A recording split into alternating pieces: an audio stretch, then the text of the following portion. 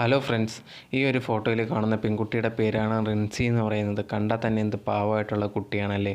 പക്ഷേ ഈ ഒരു പെൺകുട്ടിക്ക് നടന്നതെന്ന് പറഞ്ഞു കഴിഞ്ഞാൽ ആരെ തന്നെ വേദനിപ്പിക്കുന്ന കാര്യങ്ങളാണ്. അങ്ങനെ എന്താണ് ഈ പെൺകുട്ടിക്ക് സംഭവിച്ചതെന്നുള്ളൊരു കാര്യമാണ് ഇന്നത്തെ വീഡിയോയിൽ ഞാൻ പറയാൻ പോകുന്നത്. ഒട്ടും വൈകാതെ വീഡിയോയിലേക്ക് പോകാം.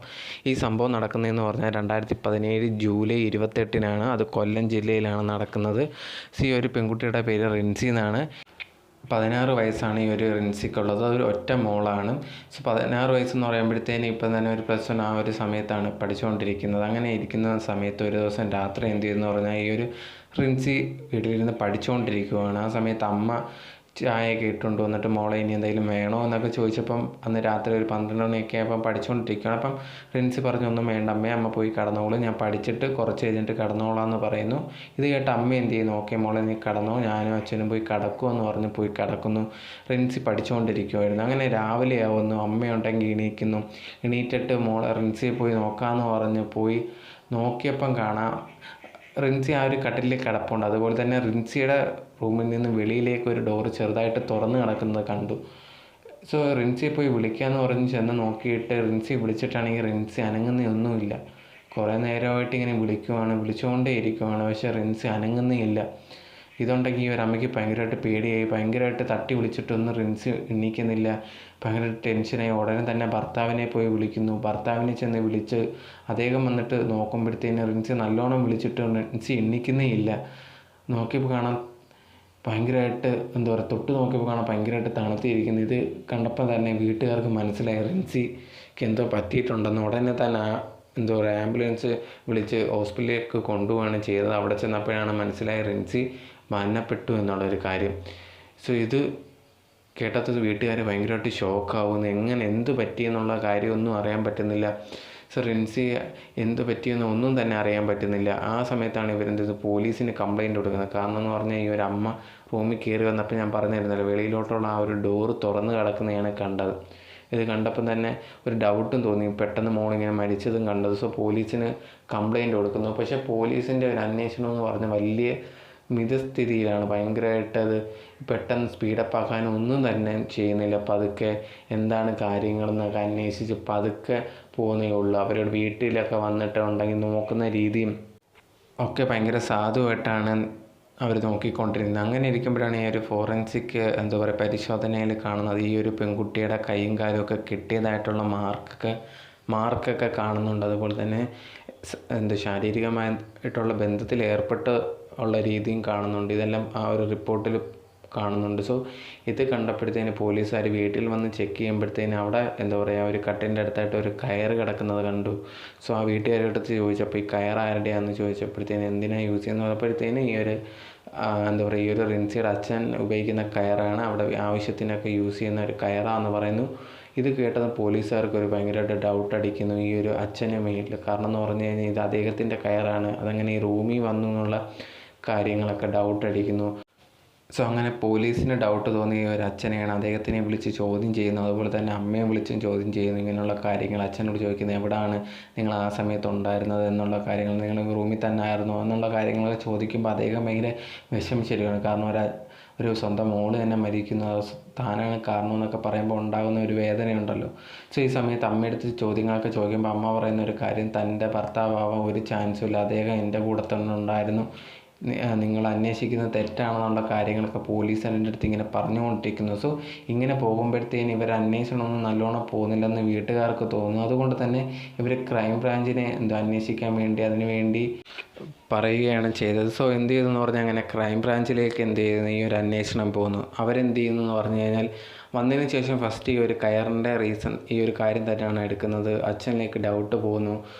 അദ്ദേഹത്തിനെ കുറേ പ്രാവശ്യം വിളിച്ച് ചോദ്യം ചെയ്തെങ്കിലും വലുതായിട്ട് കാര്യങ്ങളൊന്നും തന്നെ അദ്ദേഹം തെറ്റ് ചെയ്തതായിട്ട് ഒരു കാരണങ്ങളൊന്നും തന്നെ കിട്ടുന്നില്ല. അങ്ങനെ ഇരിക്കുമ്പോഴാണ് ഇവർക്കൊരു ഡൗട്ട് തോന്നി, ഇപ്പം ശാരീരികമായ ബന്ധത്തിൽ ഏർപ്പെടുത്തിയിട്ടുണ്ടെങ്കിൽ ആ ഒരു കുട്ടിയുടെ ഡ്രസ്സിൽ എന്തെങ്കിലും ആ ഒരു സ്പേമിൻ്റെ അംശം കാണാൻ ചാൻസ് ഉണ്ട്, അത് എന്തെങ്കിലും ഉണ്ടോ എന്ന് നോക്കാൻ പറയുന്നു. അങ്ങനെ അത് ചെക്ക് ചെയ്ത് നോക്കിയപ്പോൾ അതിനകത്ത് നിന്ന് കിട്ടുന്നു. അതിന് ശേഷം എന്ത് ചെയ്തെന്ന് പറഞ്ഞാൽ ഈ ഒരു DNA ടെസ്റ്റ് നടത്തുന്നു. ഈ അച്ഛൻ്റെ ബ്ലഡൊക്കെ എടുത്ത് ടെസ്റ്റ് ചെയ്യുന്നു. അപ്പം അതുമായിട്ട് മാച്ച് ചെയ്യുന്നില്ല. അപ്പം തന്നെ മനസ്സിലായി അദ്ദേഹം തന്നെ അല്ല ഇത് ചെയ്തിട്ടുള്ള എന്നുള്ളൊരു കാര്യം. പക്ഷേ എന്നിരുന്നാൽ പോലും ഇതല്ല എന്ന് വെളിയിൽ പറഞ്ഞു കഴിഞ്ഞാൽ യഥാർത്ഥ പ്രതി എന്ത് ചെയ്യും, ഇത് രക്ഷപ്പെടാനുള്ള ചാൻസും ഉണ്ട്. ഇദ്ദേഹത്തിൽ എന്നെ ഡൗട്ടെന്ന് വരുത്തിക്കുന്ന രീതിയിലാണ് പോലീസ് പെരുമാറിക്കൊണ്ടിരിക്കുന്നത്. അങ്ങനെ എന്താ പറയുക, അടുത്തുള്ള അയൽവക്കക്കാരുടെ എല്ലാവരെയും DNA ടെസ്റ്റും എല്ലാം ചെക്കൊക്കെ ചെയ്യുന്നു, അതുപോലെ തന്നെ അന്വേഷിക്കുന്നു. അപ്പോഴൊക്കെ നെഗറ്റീവ് തന്നെയാണ് വരുന്നത്. സോ ഇങ്ങനെ ഒരു ദിവസം ഉണ്ടെങ്കിൽ ഈ സംഭവം നടന്ന രാത്രി ഒരു 12 മണിയൊക്കെ സമയങ്ങളിൽ. അപ്പം ആ ഒരു സമയങ്ങളിൽ ആരൊക്കെയാണ് വെളിയിൽ നടക്കുന്നതെന്നുള്ള കാര്യങ്ങളൊക്കെ അറിയാൻ വേണ്ടി കാര്യങ്ങളൊക്കെ ചെയ്യാൻ വേണ്ടി ക്രൈംബ്രാഞ്ച് എന്ത് ചെയ്യുന്നത്, ആ ഒരു രാത്രികളിലൊക്കെ ഉണ്ടെങ്കിൽ അവിടെയുള്ള ചുറ്റുപറ്റത്തും ഉള്ള കാര്യങ്ങളൊക്കെ അറിയാൻ വേണ്ടി രാത്രികളിലൊക്കെ നടക്കുന്നു. അങ്ങനെ ഇരിക്കുമ്പോഴാണ് ഒരു വീട്ടിൽ നിന്ന് ഒരു പുരുഷൻ ഇറങ്ങിപ്പോകുന്നത് കണ്ടു. സോ ഈ പോലീസ് എന്ത് ചെയ്തു, അവിടെ ചെന്ന് അന്വേഷിക്കുന്നു ആരാണ് ഇറങ്ങിപ്പോയെന്ന് ചോദിച്ചപ്പോഴത്തേനും സുനിൽ കുമാർ എന്ന് പറഞ്ഞൊരു വ്യക്തിയാണ് പോയെന്ന് പറയുന്നത്. സോ അപ്പോഴത്തേനും നിങ്ങളുടെ ഭർത്താവാണോ എന്ന് ചോദിക്കുന്നു. അപ്പോഴത്തേനും പറഞ്ഞ അല്ല, ഞങ്ങൾ തമ്മിൽ അല്ലാതുള്ള ഇഷ്ടത്തിലാണ്. എൻ്റെ ഭർത്താവ് ഇവിടെ ഇല്ലാത്ത സമയത്ത് അദ്ദേഹം വരുന്നതാണ്, ജോലിക്ക് പോകുന്ന സമയത്ത് അദ്ദേഹം വരുന്നതാണ്, ഞങ്ങൾ തമ്മിൽ ഒരു ഇഷ്ടമൊക്കെ ഉണ്ടെന്ന് ആ ഒരു സ്ത്രീ പറയുന്നുണ്ട്. സോ സുനിൽകുമാർ ഞാനും തമ്മിൽ ഇഷ്ടത്തില്ല എന്ന് പറയുന്നു. സോ അപ്പോൾ സുനിൽകുമാറിൻ്റെ പേരിൽ ഒരു പോലീസിന് ഡൗട്ട് തോന്നുന്നു. സുനിൽകുമാറിനെ എന്താ പറയുക, ഒരു അന്വേഷണത്തിന് വിളിക്കുന്നു. അദ്ദേഹത്തിൻ്റെ അടുത്ത് കാര്യങ്ങളൊക്കെ ചോദിക്കുമ്പോഴത്തേനും അദ്ദേഹം ഒന്നും തന്നെ പറയുന്നതൊന്നുമില്ല. ജസ്റ്റ് ആ ഇറങ്ങി വന്ന വീട്ടിലെ സ്ത്രീയായിട്ട് ബന്ധമുണ്ടെന്ന് മാത്രം പറയുന്നു. അതുപോലെ തന്നെ റിൻസിയെ കണ്ടിട്ടുണ്ടെന്ന് പറയുന്നു. പക്ഷേ എന്നിരുന്നാലും ഞാൻ അങ്ങനെയൊന്നും ചെയ്തിട്ടില്ല എന്നുള്ള കാര്യങ്ങൾ ഇങ്ങനെ പറഞ്ഞുകൊണ്ടേയിരിക്കുന്നു. ഇങ്ങനെ പറഞ്ഞുകൊണ്ടിരിക്കുന്നതിൽ പോലീസുകാർക്കൊരു ഡൗട്ട് തോന്നി. ഈ ഒരു വ്യക്തിയുടെ ബ്ലഡ് സാമ്പിൾ കളക്ട് ചെയ്യുന്നു, എന്നിട്ട് ആ ഒരു സ്പേമുമായിട്ടുള്ള DNA ടെസ്റ്റ് നടത്താൻ വേണ്ടി വിടുന്നു. അങ്ങനെ വിട്ട് കഴിഞ്ഞ് കുറച്ച് കഴിയുമ്പോഴത്തേനും ഒരു ടെസ്റ്റ് വന്നു കഴിഞ്ഞപ്പോഴാണ് മനസ്സിലാവുന്നത് ആ ഒരു ടെസ്റ്റ് പോസിറ്റീവാണ്. ഈ ഒരു സുനിൽ കുമാറാണ് ആ ഒരു വ്യക്തി എന്ന് പോലീസിന് മനസ്സിലാവുന്നു.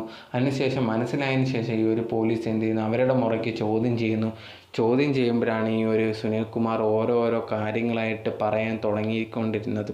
സോ സുനിൽകുമാർ പറഞ്ഞ ഒരു കാര്യം എന്ന് പറഞ്ഞു കഴിഞ്ഞാൽ, ഈ ഒരു റിൻസിയെ പണ്ട് തൊട്ടേ കണ്ണു വെച്ചിട്ടുണ്ടായിരുന്നു. കാരണം റിൻസി ഇവരെ വീടിൻ്റെ തൊട്ടടുത്തായിട്ട് ഈ ഒരു സുനിൽകുമാറിന് ഒരു പുരയിടമുണ്ട്. അവിടെ ഇടയ്ക്കിടയ്ക്ക് ഇങ്ങനെ സുനിൽകുമാർ വരുന്ന ഒരു വ്യക്തിയാണ്. സോ ഇങ്ങനെ വരുമ്പോഴത്തേന് എന്ത് ചെയ്യുമെന്ന് പറഞ്ഞു കഴിഞ്ഞാൽ, ഈ ഒരു റിൻസിയെ കാണും അന്ന് തൊട്ടേ ഒരു നോട്ടം ഉണ്ടായിരുന്നു.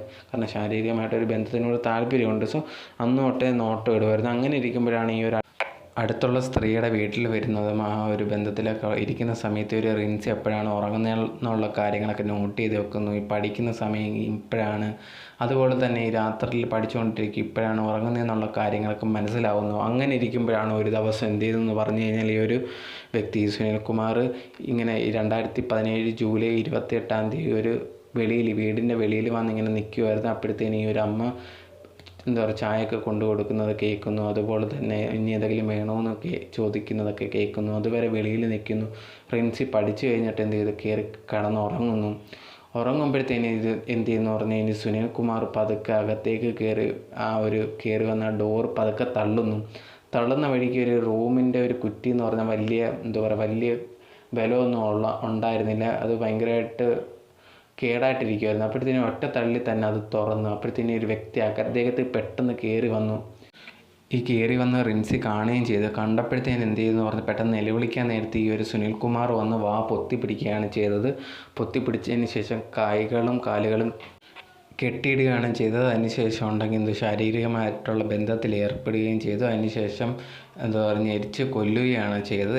എന്നിട്ട് ശേഷമാണ് ആ വാതിൽ തുറന്ന് തിരിച്ചിറങ്ങിപ്പോവുകയും ചെയ്തു. സോ ആരും കണ്ടുപിടിക്കത്തില്ലെന്ന് വിചാരിച്ച ഈ ഒരു സുനിൽകുമാറിനെ, പക്ഷേ അതുപോലെ തന്നെ എടുത്തു കഴിഞ്ഞാൽ ഈ ഒരു സുനിൽകുമാറിൻ്റെ കാര്യം പറഞ്ഞാൽ അവിടുത്തെ ഭയങ്കര ഒരു പൊളിറ്റീഷ്യൻ പോലത്തുള്ളതാണ്. അദ്ദേഹം എല്ലാ കാര്യത്തിനും മുമ്പിലായിരിക്കും. ഈ ഒരു കല്യാണം എന്തുണ്ടെങ്കിലും അതിൻ്റെ മുമ്പിലായിരിക്കും. അതുപോലെ തന്നെ ഈ ഒരു റിൻസിയുടെ മരണശേഷം ഇതിനു വേണ്ടി പ്രൊട്ടസ്റ്റ് എല്ലാം നടത്തുന്ന സമയത്ത് അതിന് മുമ്പിൽ നിന്ന് വഹിച്ച ഒരാളും കൂടിയാണ് ഒരു സുനിൽകുമാർ. അദ്ദേഹം ഒരിക്കലും വിചാരിച്ചില്ല ഈ ഒരു കേസിൽ തന്നെ പിടിക്കപ്പെടുമെന്നുള്ളൊരു കാര്യം. പക്ഷേ എന്ത് ചെയ്യാനാ, പോലീസ് അതും കണ്ടുപിടിക്കുകയും ചെയ്തു. സോ അങ്ങനെ ഈ ഒരു സുനിൽകുമാറിനെ എന്ത് ചെയ്ത് അറസ്റ്റ് ചെയ്ത് കോടതിയിൽ ആക്കുകയും അതുപോലെ തന്നെ അത് വേണ്ട ശിക്ഷ കൊടുക്കുകയാണ് ചെയ്തത്. സോ അതുപോലെ തന്നെ ഇതിൽ പറഞ്ഞൊരു കാര്യം എന്ന് പറഞ്ഞു കഴിഞ്ഞാൽ, വീട്ടുകാർ ഈ ഒരു റിൻസിയുടെ റൂമിലേക്കുള്ള കുറ്റി ശരിയായിരുന്നില്ല എന്ന് പറഞ്ഞിരുന്നല്ലോ, അത് വീട്ടുകാർക്ക് അറിയാൻ മനസ്സോ അത് പക്ഷേ വലിയ കാഷ്വലായിട്ട് എടുക്കാതെ വീട്ടിലാര് കയറുമെന്നുള്ള വിചാരത്തിൽ കാഷ്വലായിട്ട് വിട്ടത് കാരണം കൊണ്ടാണ് ഇങ്ങനെ ഒരു കാര്യം സംഭവിച്ചത്. സോ അതുകൊണ്ട് തന്നെ ഇപ്പം വീട്ടിലൊക്കെ കുറ്റിയൊക്കെ ഉണ്ടെങ്കിൽ കേടായിട്ടൊക്കെ ഇരിക്കുവാണെങ്കിൽ നിങ്ങളത് മെയിനായിട്ട് നോക്കേണ്ട ഒരു കാര്യമുണ്ട്. കാരണം എന്ന് പറഞ്ഞു കഴിഞ്ഞാൽ ഇന്നത്തെ കാലത്ത് എന്ത് വേണമെങ്കിലും നടക്കാം. സോ നമ്മുടെ സേഫ്റ്റി എപ്പോഴും ഓർത്ത് വെച്ചേക്കണം, അത് നമ്മുടെ കയ്യിലാണെന്നുള്ള കാര്യം.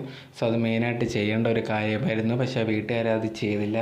സോ അതുകൊണ്ടാണ് ആ വീട്ടുകാർക്ക് അത്രയും വലിയ വില കൊടുക്കേണ്ടി വന്നത്. സോ നിങ്ങൾക്ക് ഒരു കഥ കേട്ടപ്പോൾ എന്താണ് തോന്നിയെന്നുള്ള കാര്യം, ഈ സുനിൽ കുമാറിനെ കുറിച്ചുള്ള കാര്യം തോന്നി? നമ്മുടെ നാട്ടിലും ഇങ്ങനെയുള്ളവരൊക്കെ കാണും, വെളിയിലൊക്കെ നല്ല രീതിയിലൊക്കെ കാണിച്ചെങ്കിൽ അകത്ത് ഭയങ്കരമായിട്ടുള്ള ക്രൂരമായിട്ടുള്ള ചിന്തകളൊക്കെ ഉള്ള വ്യക്തികൾ. സോ നിങ്ങൾക്ക് ഇതിനെക്കുറിച്ച് എന്താണ് ഈ ഒരു കഥ കേട്ടപ്പോൾ തോന്നിയെന്നുള്ള കാര്യം കമൻറ്റ് ബോക്സിൽ കമൻറ്റ് ചെയ്യുക.